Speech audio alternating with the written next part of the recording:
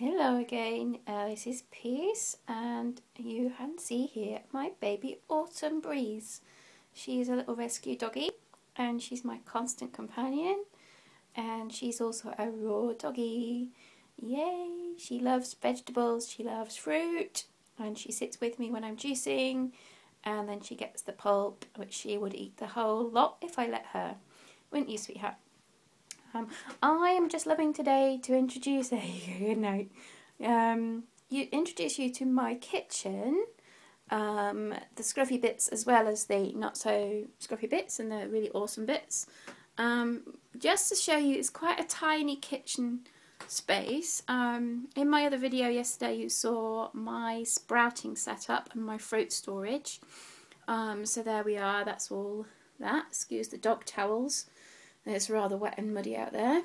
And then, so you can sort of see as we pan round, I've got coats and all that gubbins behind the door. I have a cool box that I keep ingredients in because we lack storage. So cool boxes and plastic crates and stuff are really good. I've got all my chocolate moulds in there because although I eat really healthy 99% of the time, I still do make raw chocolate for people. And I always will do, because it's better than the cooked, horrible, dairy, sugar-laden chocolate that is out there. So those are all my raw chocolate ingredients in the cool box and all my chocolate moulds in the crate. And then we have a big fridge, and on top of the fridge sits my dehydrator. It's the only other place in the kitchen that it'll fit. I haven't got enough room anywhere else. So I use a little step stool to get up there and put things in and check things out. My husband eats bread still and dairy and stuff, so that's where he puts his bread. And then we've got no cooker. We have a freezer, which is more important to me and my husband as a raw foodie, to have a freezer. And also doggy here is a raw doggy, so she has raw meat, which has to live in the freezer. And then you can see our water filter system, which is the Eva. And that's a 12-litre system, and it has 9 levels of filtration, removes 99% of everything pretty much.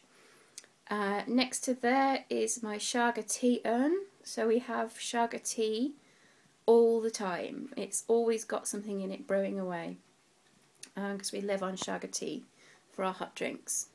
And then you'll see, I'll take you in a bit closer, I have Vitamix.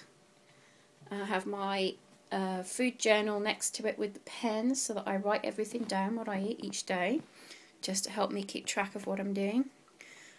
We have a crock pot, which is my slow cooker, which is my friend at this time of year in the winter.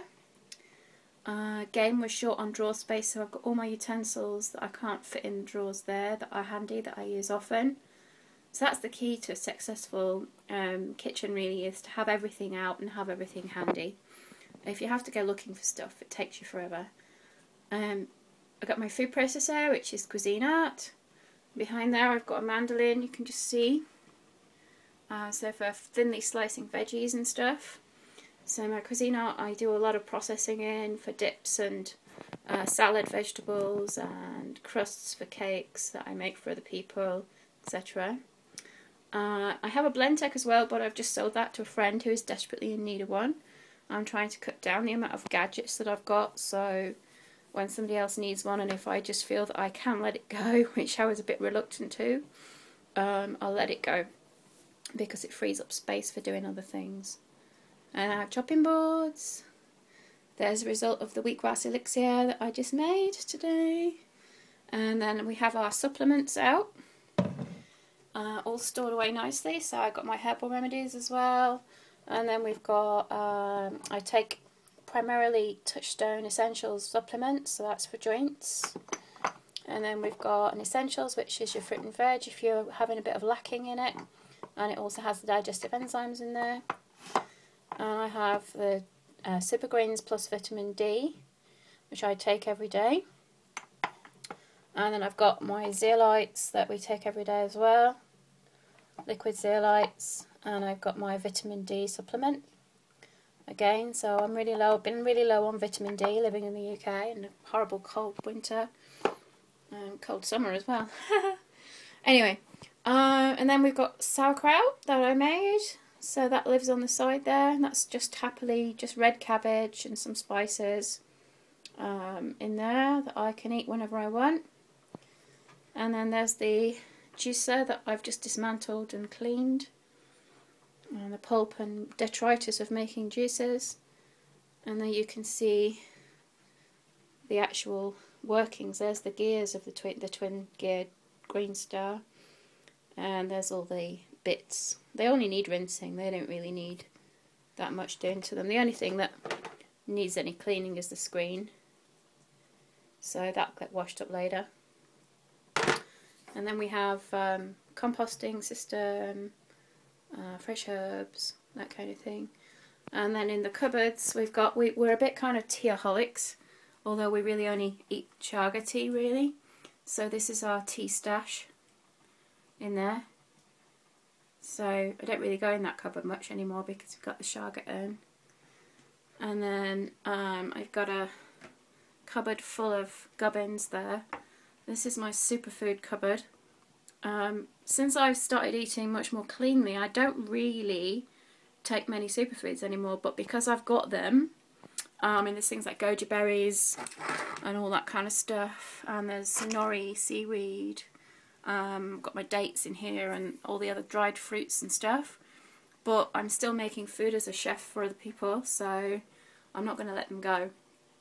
They do get used. So the one things I really love, excuse me, I just stood in the cat dish,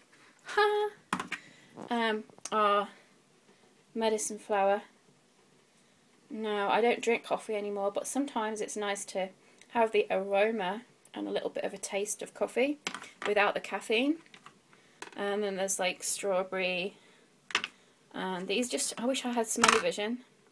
Black cherry, that's my favourite, black cherry. In fact, I might put some of that in my wheatgrass. Because you know when you're having a really hardcore green juice and you don't want to use too much fruit, although this has got apple and orange juice in it, you can, you know, if you don't put much fruit in your green juices, I'm not going to do it actually. I do douse and see what my body wants. There's a rose one there for love. You can really help take the greenness out of a dark green fruit lacking juice by adding some medicine flower essences into them. I'm just going to try and turn that dish over without making a noise. Anyway, and there's my other cupboard. This is where I keep dried fruits, dried nuts and seeds. Well, I keep the seeds and most of my nuts in the freezer. There's just some of them out here. And more cake making ingredients like lucuma and mesquite. That's some apple that I dried in my dehydrator, which is great either for snacking on or for using in cake crusts and things like that, making brownies with it. Because I make nut-free brownies thanks to my friend who gave me a recipe, Deb Durant. And that's got dried apple in it. I know I'm waffling, but hey, this is my kitchen. So I just wanted to show you. So that's pretty much it. That's my kitchen. Just to show you a small space and how it can work with a lot of organisation and help from my beautiful fairy doglet Autumn. Okay, see you later. Bye.